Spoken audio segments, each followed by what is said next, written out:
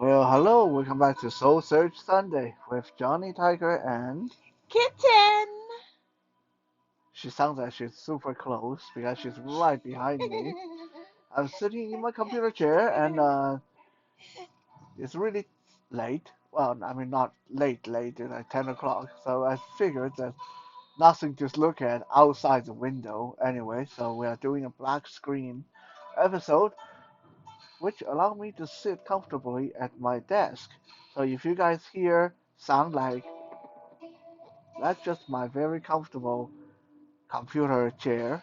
Um, if whenever I move, it's a cushion, kind of makes sounds like that. And, that's what a nice cushiony chair does. I don't want to hear anything about me being too heavy or my butt being too big or anything like that. Good. She's not saying anything. There. I wouldn't say that. Um, so today is, oh look, it's October 1st, 2023. Hard to believe we're in October already.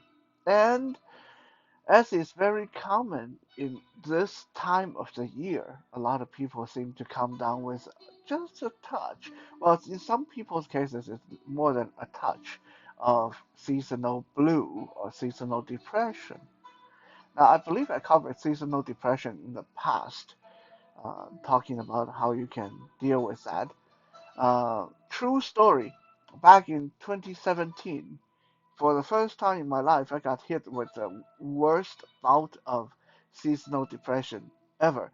Before that, seasonal depression was more like a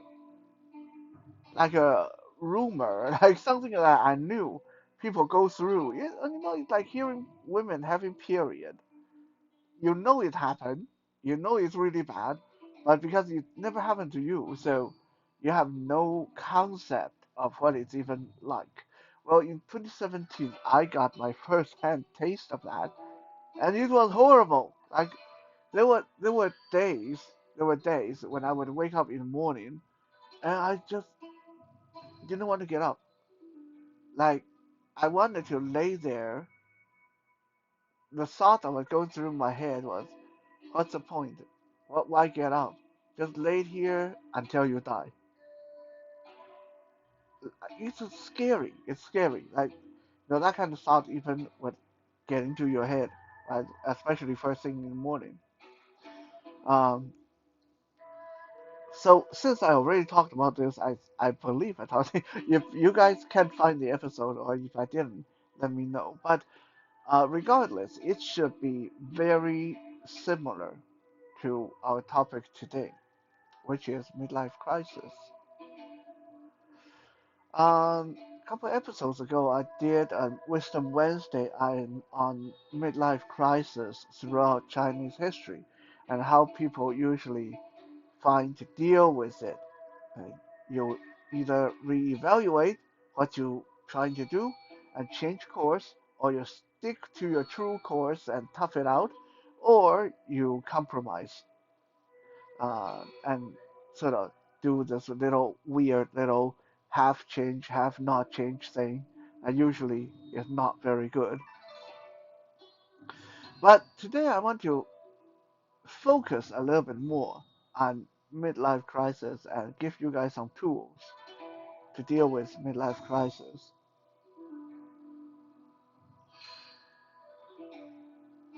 Now, in the past 10 years, midlife crisis is one of those things that kind of gets thrown around casually uh, by people when, whenever you seem to feel blue, depressed, unhappy, uh, you object something, you don't agree with something, your family member or your friends will say something like, "Oh, it's just him going through midlife crisis." So unfortunately, it has been kind of cheapened by overuse, kind of like the word narcissist. And narcissists have been so overused. You go on the internet, you open your news apps, you'll see so many articles about narcissistic tendencies and who's a narcissist. And honestly, it's all BS because a lot of those articles, she's laughing because we read one of those. It listed like 30 different things. Like if you're a narcissist, you're one of you would have one of the following, and it have like 30 things it listed. Uh, Halfway through, we kind of stopped and we're like, I guess we are both narcissists. Like, I can't name a single person in my life that doesn't have at least five of those 30 items. So, yeah, a lot of those articles are really kind of BS. Um, Midlife crisis is kind of similar. It's overused, it's cheapened, it's misused by a lot of people, describing what they are going through or what other people are going through. So, what is midlife crisis really? What what is it like to have midlife crisis?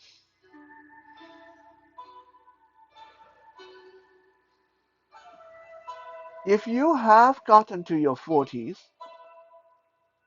and you have had nights of laying awake in bed and you ask yourself, where did I go wrong? What can I do? Is it even worth fighting for? How did I get to this point? Why am I so unhappy? Then congratulations, you understand midlife crisis. So midlife crisis is not just you waking up and feel unhappy because you don't have money to pay rent. Midlife crisis is when you suddenly realize half of your life is gone and you have not done anything. And you think you have not done anything. You question all the choices that you have made. You wonder if you were given another chance, would you make the same choices? Mm. I wonder if Kitten have ever gone through midlife crisis. I mean, she's so young and vibrant. I doubt she understand what I'm talking about. And she doesn't lay awake in bed anyway, so she doesn't count. Yes, She kind I of just fall asleep, and like as soon as she lay down, she oh, and she falls asleep. have. A lot of people, the first sign or the most obvious sign of midlife crisis that you see that is dragging them down. You see that you can tell that they're suffering from some kind of midlife crisis. Are these guys in their 40s and 50s that start to walk very slow, that start to don't want to do anything energetic, and the kind of people that start to say, "Oh, what's the use? I I I I give up. What's the use? It's going to be like this. No matter what you do. What's the point of fighting?" The kind of guys that already in their 40s, I'm getting old. I need to stop eating beef. I need to stop drinking coffee. I need to stop going. I need to stop running and working out. I'm old. I can't take that. No, dude, you're not old. But if you keep this up, you will be, right? Like this is the enemy, the demon inside. That demon sitting on your shoulder, whispering in your ear, making you feel a lot older than you really are, and you don't want to give in to that. Because as a lot of us, you guys can go read research if you want. For seniors, the biggest major killer for seniors is slowing down. Now, if you're slowing down because you literally have health issues, like if you drink coffee that make your heart beat so fast that you're going to pass out, then yes, okay, stop drinking coffee. If you are uh, having elbow pain and you literally have to stop playing tennis, then okay, stop playing tennis. But that doesn't mean you can't do some other stuff. There are a lot of other stuff you can do. Right? But if you play into this fake instinct of being old, if you let this idea of helplessness, pointlessness, there's no point to do anything, then you are going to spend the rest of your life being very unhappy because everything will be in monocolored. I'm a blind guy. I don't even know shit about colors, but everything will be colorless. Everything will be gray. Uh, you will not experience a lot of what life has to offer. And pretty soon you will experience what some of us terms spirit death or soul death, right? Your spirit just seems to shrivel up. Nothing will perk you up anymore. Someone can put $1 million in front of you, and your first instinct is, what's the point? It's $1 million when the government will get most of it anyway. That's so sad. Yeah, it's sad, but Kid and I, Kid and I both know a lot of people in our life that went through that Yeah. and still going through that. Friends, families, acquaintances. That when you meet them, even though they're 30, 40, 50 years old, they act like they're 90. They act like they're already crushed under the weight of the whole world. Mm-hmm. Hint, hint, parents, a lot of you are like that. I know being parents is hard, but if you can't even see the point of life, your children won't see the point of life either. Okay? If you can't see the point of making things fun, then you are going to be doing your children a big disfavor because your children will grow up thinking there's no point to anything. So that's enough of a preamble. Let's look at the tools. We talked a lot about problems and what it is and what it can do.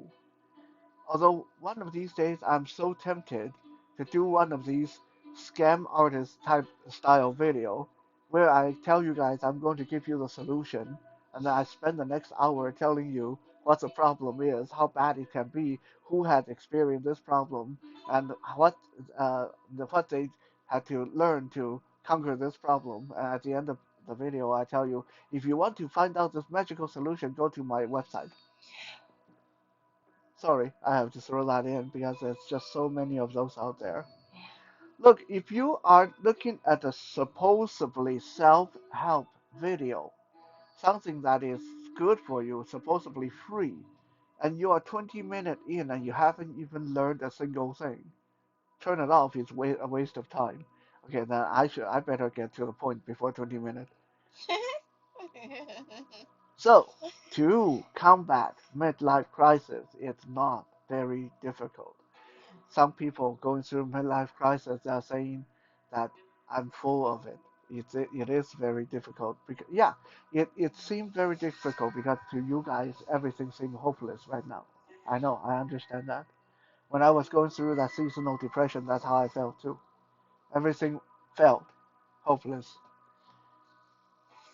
There's a wonderful thing that we humans can do. Animals can too, but they usually don't. This is called going against your feeling, going against your instinct. Case in point, there are many, many times when I'm at the end of the day, I feel so tired, I feel so drained. I say to myself, I don't want to go to training, I don't want to go work out. But you know what? I have a choice. I either go with my instinct and don't go, which I will be mad at myself later, or I say, you know what? Stop being a puss puss and go. And you go, and yes, the first 10 minutes is awful. Because the first 10 minutes, all you think is, I want to go home. But once you get into the groove of things, once you start sweating, God, it feels good. And when that endorphin hits, when you're at the end of your workout, you feel you made the best decision in your life to force yourself to go. Okay, so when you feel that it's hopeless, it's understandable, but these tools hopefully will help you out. Tool number one, activity. We say it again and again and again. Slowing down is the biggest killer of aging population. So as the opposite of that, being active is the biggest thing you can do, the biggest favor you can do for yourself to stave off aging and to keep yourself going. And when you are struggling with midlife crisis, what are you actually struggling with? One of the most common thought is, what did I do wrong? Why is it that I've done so much and I didn't get anywhere? And right at this point is that when that little demonic voice going to tell you to just lay down and die. Just lay down and stop working hard, stop doing it. You need to keep active. So activity, do exactly the opposite of how you're feeling. You're feeling everything is pointless, everything is hopeless, do extra. This is a time to go out of your way and do extra. Not so much that it will burn you out and not the same old everyday stuff. Okay? When I say activity, I don't mean that, okay, you're already working 8 hours a day, and now because you got midlife crisis, just go and work 12 hours a day. No, you you you turn into a workaholic. That's not good either. Activity means do something new. Start new activities. Have there always been things you want to do? Crafting, fishing, take a week off to go camping, go bowling every night, or start a bridge club every week.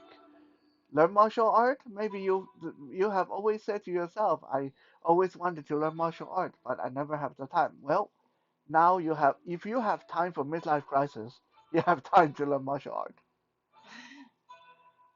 I'm not even fooling with you guys. Like, if you are struggling with midlife crisis of any shape or form, starting new activities is usually what you need to snap you right out of it, because suddenly your brain is being stimulated, you're being challenged, your attention is on learning new things rather than worrying about old things that you didn't do. Okay? That sounds pretty good. So let's repeat that again. Your brain will worry about learning new things rather than worrying about old things that you didn't do. Okay? Maybe some of you put that on your license plate. I should just tax that on my door. That literally was what snapped me out of my seasonal depression.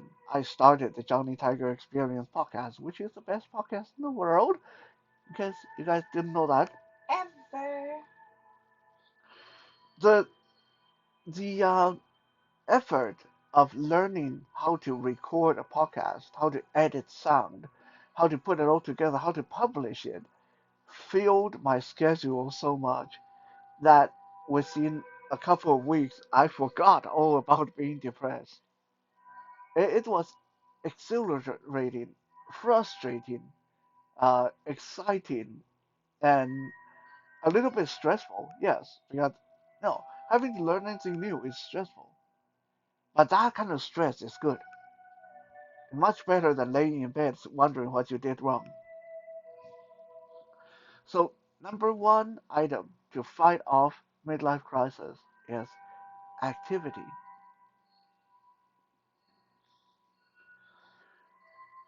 Number two, the second most important piece of advice I can give you guys is find passion.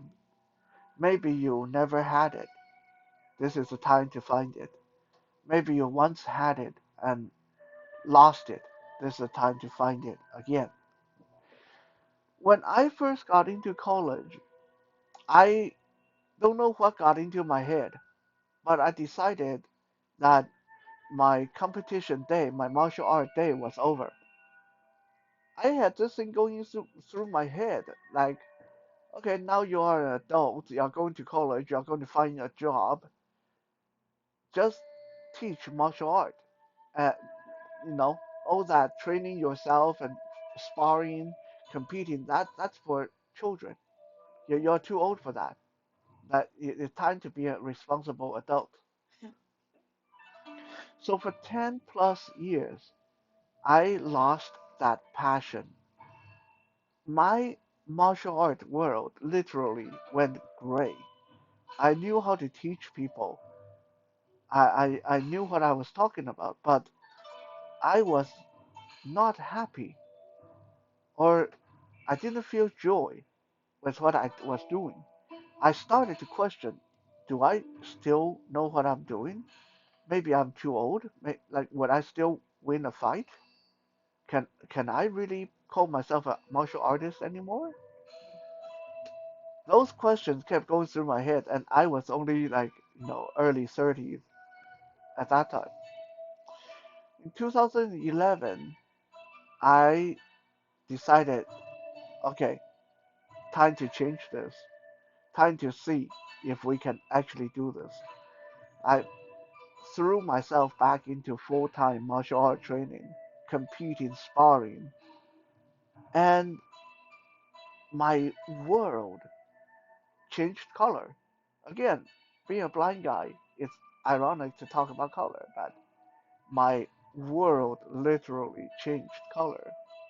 It went from this slow, draggy, everyday just work, sleep, gray life, like, just barely creeping by, to this mad whirlwind of gold, silver, blue, pink flashes, uh, winning, losing, learning new skills, getting my butt kicked, kicking butts.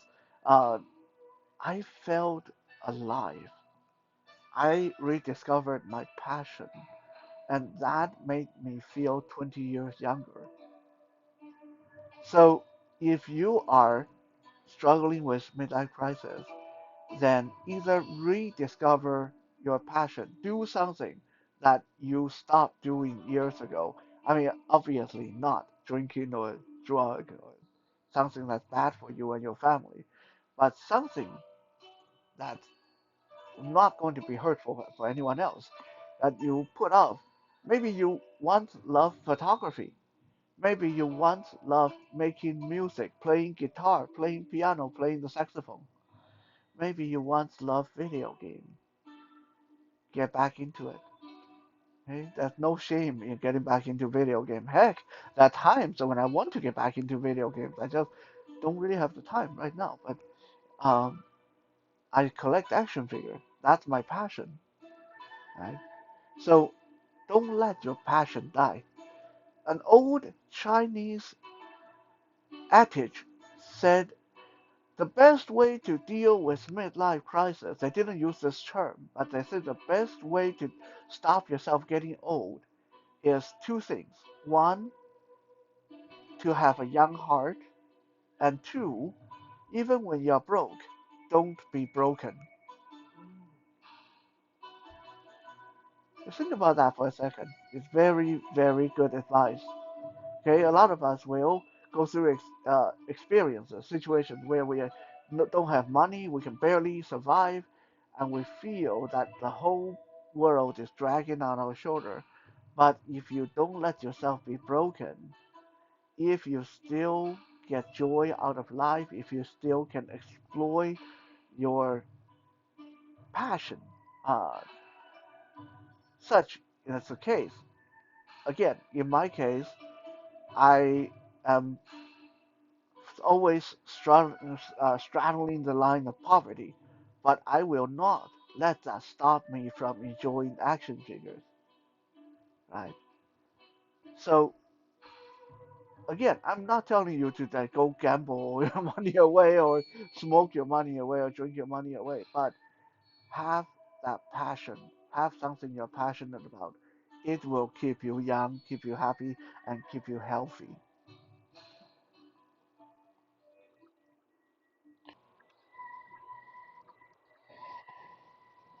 And number three, and this one's going to be sound totally goofy, and it's supposed to. It's fun. Have fun. What do I mean by having fun? I mean, everyone wants to have fun, right? Well, maybe not, because you know what? There are people that once they become a parent, or once they get to their 30s and 40s, they feel that everything have to be serious. Everything have to be by the book. They can't stand people think they're childish. They can't stand to crack a smile, take a joke, or make a fool of themselves. Don't do that. Because the moment you stop having fun in your life, life is not worth living. Mm. It's very extreme, but it is true. If you are not having fun anymore, then there's no point to be here. Okay?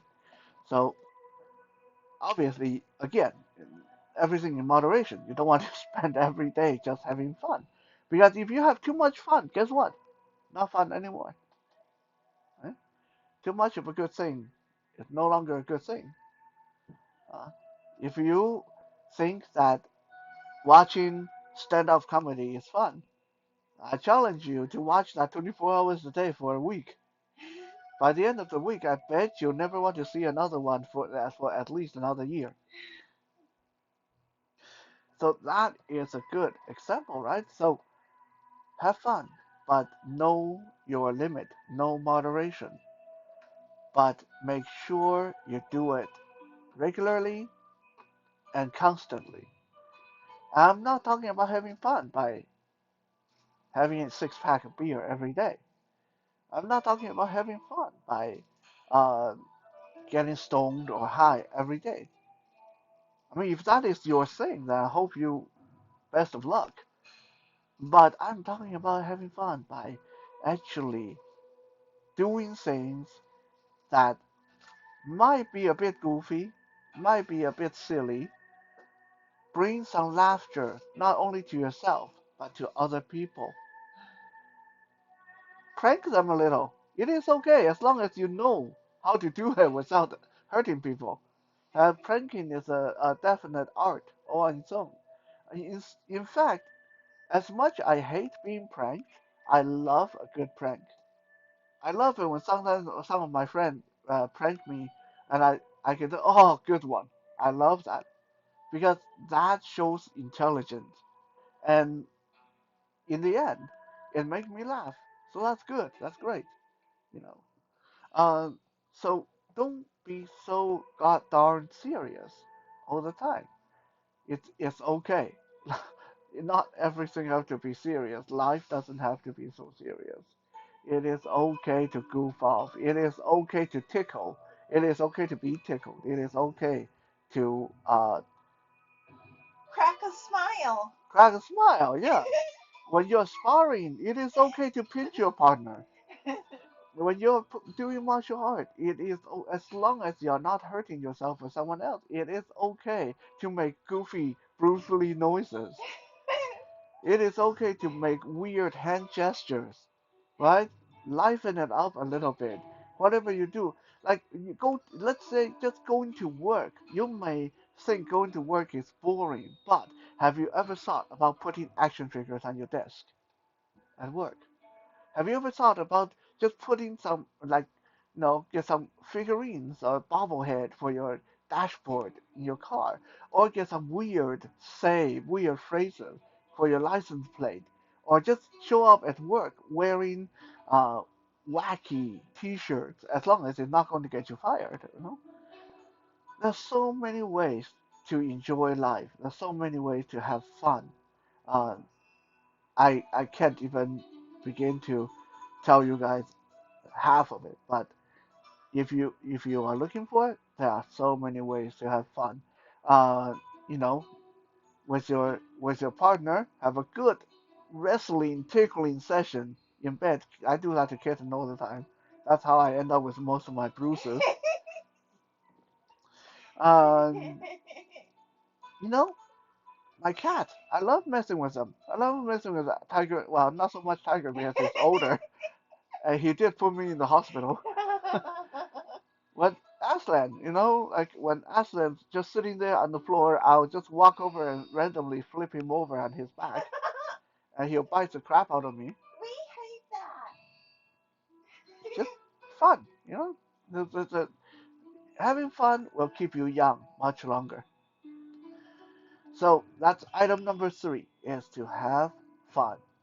And now we get to the last item on the list. This one is very important also. This one is to have curiosity. Be curious. Don't get into the mindset that it's pointless to learn this. It's pointless to know this. No knowledge in the world is pointless. I'm not saying that you need to go memorize the entire encyclopedia. That is kind of pointless. uh, but if you stop learning, your brain will deteriorate a lot faster. So stay curious. Be open to new things. Don't get into one of these mindsets that everything you had when you were a kid were good. Everything that come after year 2000 is crap. Okay? I know it's tempting to say that because I say that sometimes. I say that all the music in the 80s are great. All the music that come after 2000 are crap. But I have not heard all the music that come after 2000. I heard a lot of the crappy ones, but I definitely have heard some good ones too. Right? So keep an open mind, stay curious, learn, explore, enjoy new experiences. Don't deprive yourself of that. Don't get into that mindset where you think you're in your 40s and 50s. You have everything you need. You don't need anything new. You hate new things. Okay? I hate new things too. But in some ways, I love new things. Because so often, I, I can give you a really good example. So often, things prove me wrong, and I love that. When the iPhone came out, I was one of those people that, oh, this is crap. They're going to, what people are going to get into now? Why can't a phone just be a phone? Now they have to be a computer. Now you can take a picture. Like, come on, it's stupid. I was one of those. I fought against using an iPhone for so long until one of our night strike students gave me her old iPhone. Oh, the iPhone 5S. I hated the first day. I hated it the second day because the learning curve going from an old Nokia to an iPhone 5S was ridiculous, especially for a blind person. By day number four, I couldn't put it down. I loved it, and I still love it. I'm just so glad that someone forced an iPhone on me because I can't even imagine going back to pre-iPhone era. Now it's an iPhone. It's like magic. It's like computer right there at my Mhm. fingertip. Computer, camera, phone, game. Like, oh my God, the amount of games you can get on an iPhone. You said her I, name. oh yeah, I did say your name, didn't I? Silly Amazon devices. Oh yeah, Amazon. You can shop. You can shop using your phone. Like Mhm. iPhone. When you sit down, I guess a lot of you guys, millennium people, you don't realize uh, what kind of a magical item you have in your possession. Mhm. But for those of us who remember the old phone, for those of us who remember the rotary telephone, uh, this is this is good shit. This is like this is magic. So many times I fight against new things, and then when I finally discover it, I'm like, Darn, how come someone didn't tell me about this 10 years ago?